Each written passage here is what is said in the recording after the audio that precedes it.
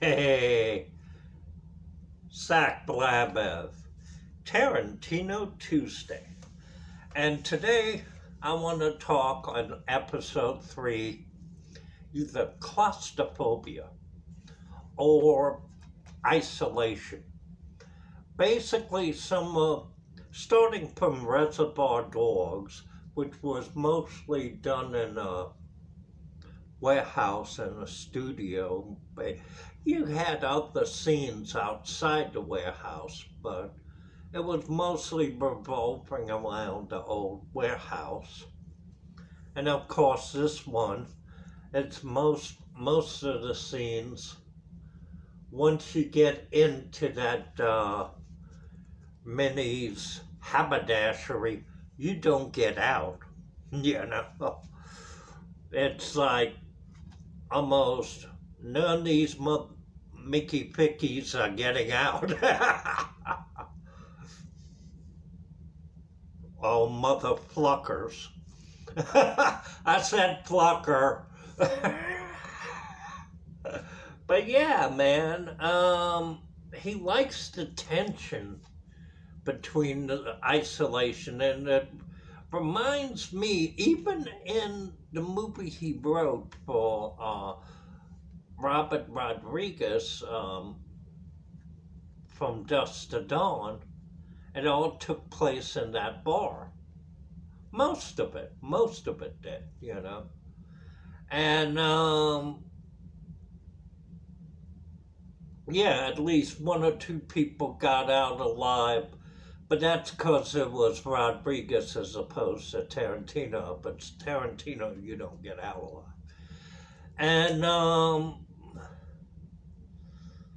I think he does a lot of interesting writing and has a lot of interesting dialogue, so he keeps you interested when it's going on. I tried to tell this to a friend of mine who took it as, oh, I'm going to rip off Tarantino's Reservoir Dogs and do it in my garage and do it on a $5,000 budget.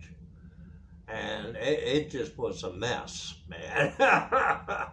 Trust me, it was like one of those movies like, can you take me out of this movie? Cause it's effing embarrassing, man. Yeah, but Tarantino don't make embarrassing movies.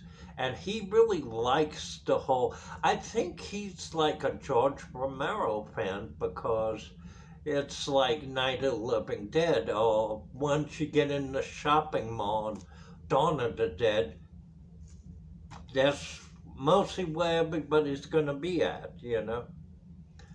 And that whole just one place type of thing can really cause some. I heard like one of the comedies he liked, believe it or not, This Is the End. And he liked it because it was the end of the world and they all took place with all the little improv and all the stuff they did between the people in one place, and you had all that dialogue and stuff going on. And Quentin with his dialogue is just really great, man.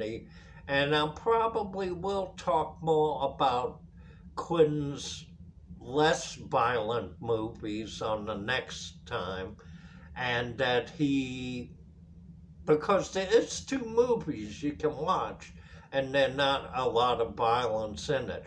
One, the violence happens off screen, which is Jackie Brown, and the other one is the last one, Once Upon a Time. Unless to the last few minutes, you don't really get a lot of violence. You know, there's a little bit here and there, a little blood here and there, but for Quentin, it was less bloody than this one, man. Heads exploding and all that stuff, and that's because he loved Tom Savini's work. He even put Tom Savini in a couple of movies, man. So what can you say, man? If he didn't do, no, I think Savini was actually in the two Rodriguez movies, to be honest. All right, well, how do you feel?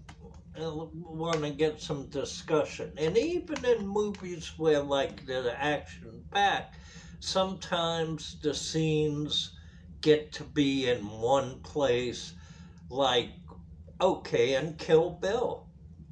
She spent a long time in that grave. And it's all about claustrophobia and how to have other scenes go around that. And Kill Bill had a lot of scenes like that put together. You knew people wasn't going to get out of certain places. So, alright, don't forget to subscribe and pick up a Tarantino movie. Doesn't matter which one you do. And watch it, man, and see what I'm talking about.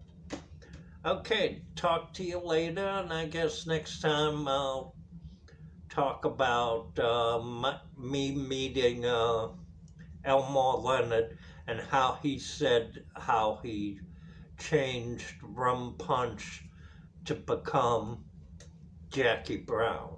So, take care. Bye.